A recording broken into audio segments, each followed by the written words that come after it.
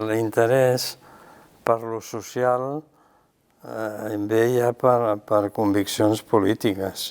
Vull dir, m'agrada el cine que té utilitat, el cine transformador, i m'agrada tot el cine. M'agrada el cine còmic, m'agrada la comèdia, m'agrada el cine en general, però jo ja em veig amb coses que d'alguna manera responguin a la realitat o que puguis intervenir.